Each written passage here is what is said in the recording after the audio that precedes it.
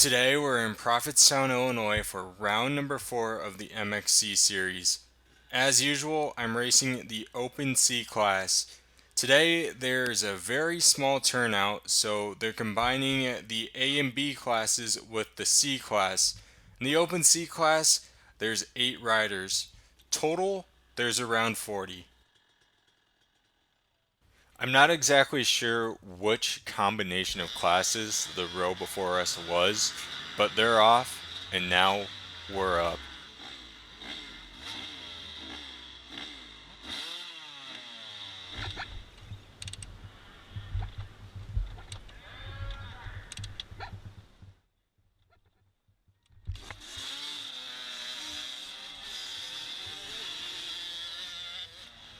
So I got a really good jump off the line. For a second there, I thought I was about to get my first hole shot, but a couple of these guys just didn't let off the throttle, so they got the jump, and currently I am in fourth of 8, so center of the pack for the start.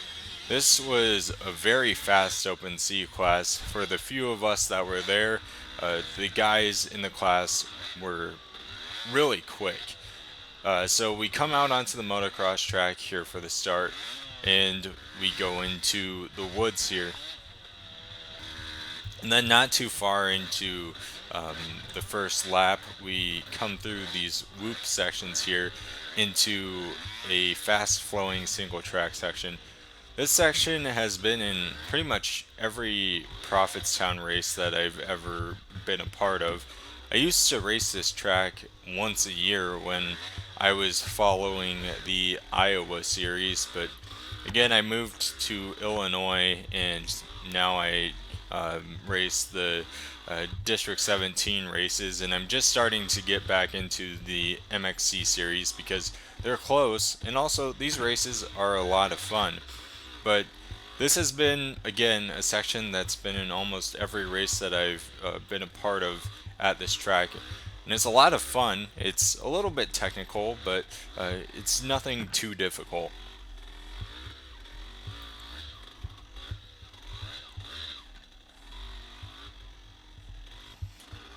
So for those of you who have raced in Prophetstown before, you'll know that this track is sandy. And we're in the middle of the summer here, or I guess not in the middle of the summer, but the start of the summer, and it hasn't rained recently. So this sand isn't packed down with water. This is loose, which made a nice challenge for this track. But I haven't raced Prophetstown too many times where the sand was completely loose. Usually it's the beginning of the spring where there's a lot of moisture in the ground, or usually they change the locations of the races for the MXC series from places in Morrison to Prophetstown after it rains, because when it's wet, this track is amazing. And even when it's dry, it's a lot of fun. But the sand is loose and can really throw you around pretty easily. So, again, a nice challenge for the day.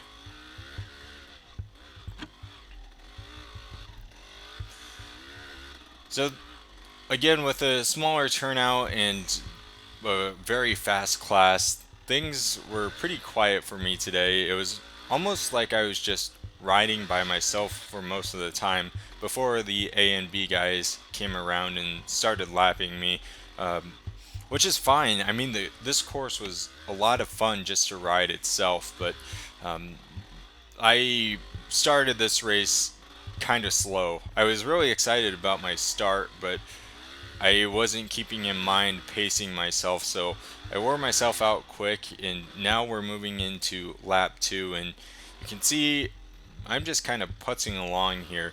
So I started the race slow, and eventually we'll see I start catching a second wind, and about midway through the race, I was actually pretty happy with how I was riding.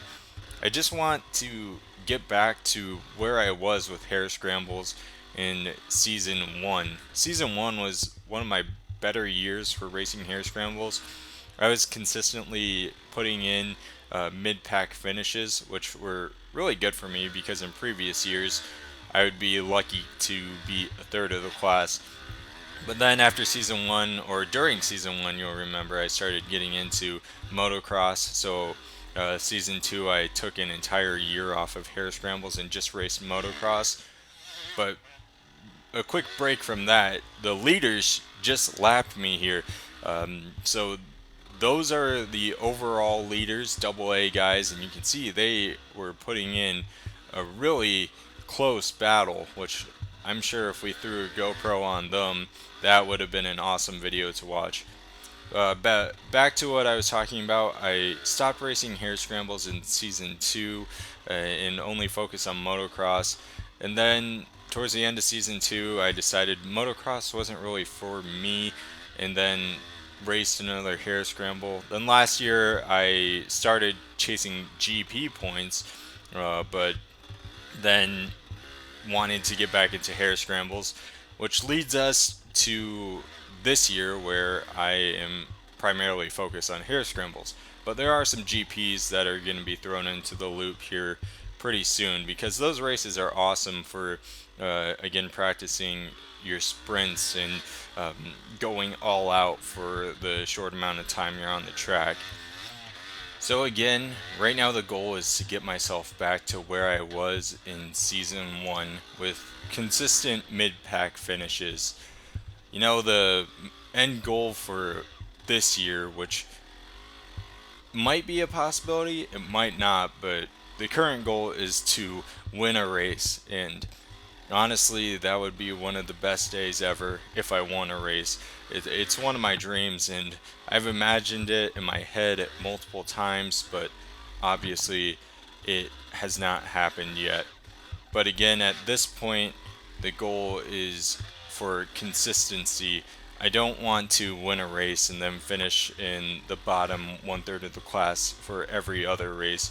I would like to be consistent mid-pack or consistent top 5 or top 10, rather than just being all over the place. Because when you're consistent, that's easier to work with rather than finishing third, then finishing 20th, then 15th, then just being all over the place. But also, I want to not take things too seriously, because everyone's in this for the fun of it. Nobody's getting paid to race these Hare Scrambles.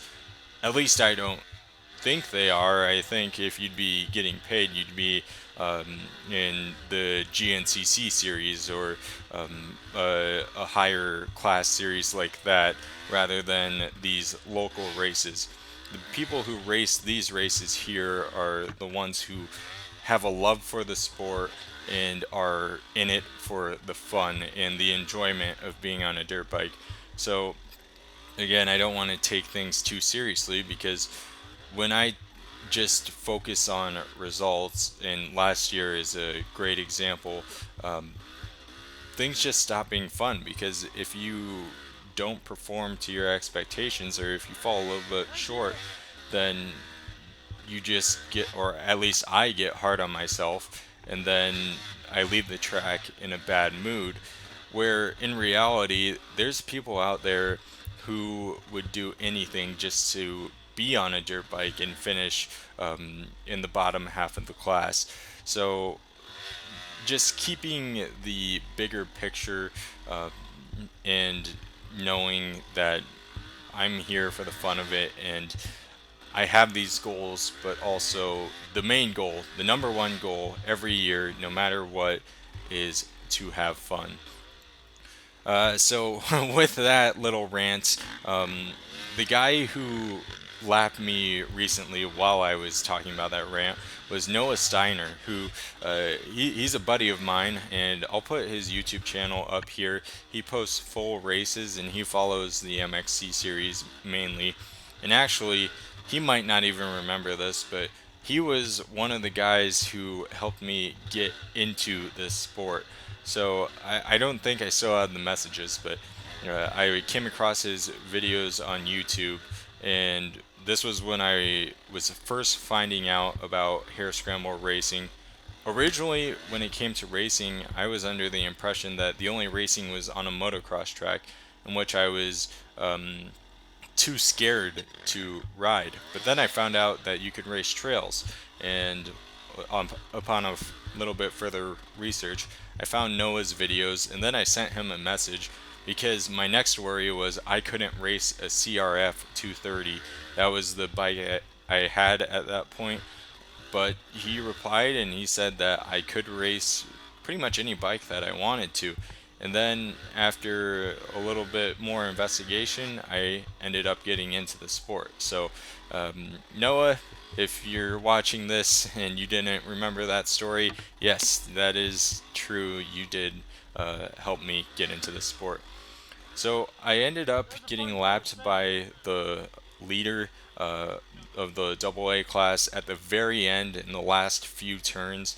So maybe if I pushed a little bit harder, I could have got another lap in, but I didn't, and I finished at just around an hour and a half, which was the time for the race before they waved the checkered. So guys, I hope you enjoyed this video. I did end up finishing 7th of 8, so I didn't get last, but also I had a ton of fun with this race, even with the very small turnout. Next video will be the first Hare Scramble at Fox Valley Off-Road, and I will see you then.